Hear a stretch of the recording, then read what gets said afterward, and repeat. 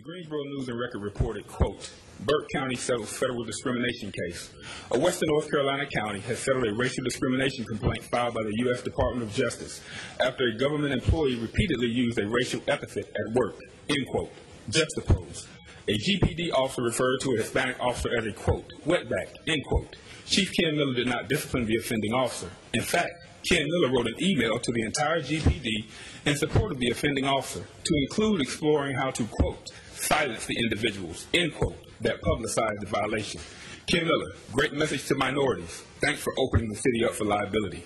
The Greensboro News and Record reports that a GPD officer was charged with domestic assault on his wife, a crime by the Surrey County Sheriff. Ken Miller allowed the officer to continue working, knowing he should have been suspended without pay. Ken Miller, great message to battered women. By the way, minority officers are routinely suspended without pay for allegations of administrative violations. The Greensboro News and Record reports that an officer was, quote, caught on camera getting his sucked, end quote.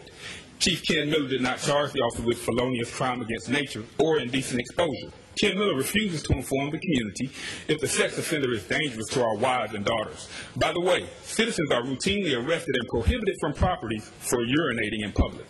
A GPD officer staged a break-in at a citizen's residence, made a false police report, hid steroids, and stole approximately $5,000. No criminal charges. Ken Miller allows officers to investigate complaints against themselves. It is on YouTube and Scribe.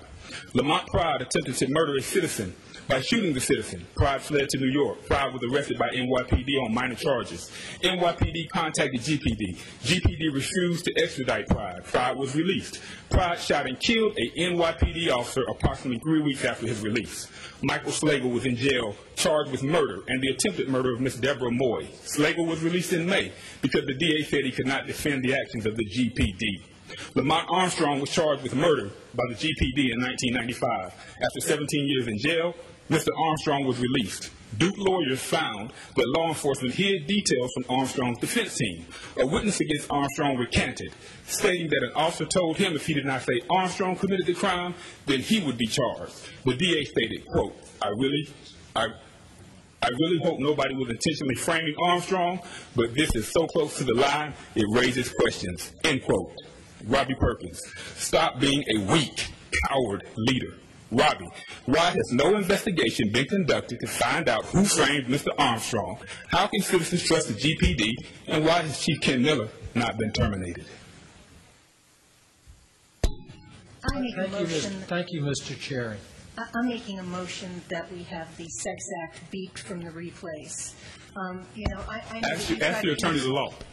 I know that there's concerns about freedom of speech and all, but that is not a curse. That is describing Mr. Cherry, your time is up. And I don't believe that we need to have people exposed to that. We have children in the audience. We have children at home. I think it's ridiculous that we have to put disclaimers on our city council meetings, especially when I'm speaking now. Mr. Cherry, your time is up. Thank you very much. Ms. Fawn has got a motion on the floor and has asked. Mr. Cherry, your time is up. Thank you. I want to know the legality.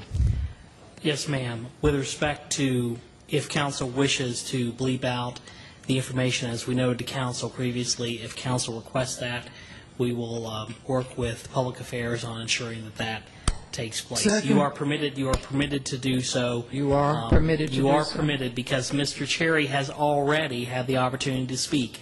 This would only affect replays and future re-airs of this meeting. So Mr. Cherry is not being denied his First Amendment rights to speak. Thank you. He has already spoken to you. I have a motion and a second. Can we go ahead and vote on this? Yeah, all those in favor say aye. Aye. All those opposed? Thank you.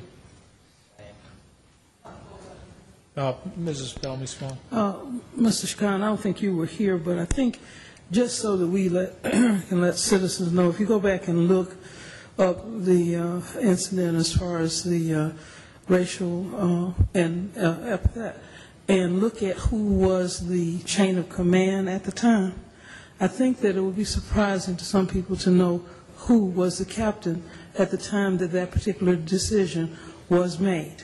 So I think, as I brought up whenever Mr. Young was here, if we have a chain of command and if it was followed and if there was appropriate action that should have been taken, then that captain who was there at that time should have taken care of that, instead of coming up here now and acting as if he did not have the opportunity to take care of that. Thank you, ma'am. Thank you. Our next speaker is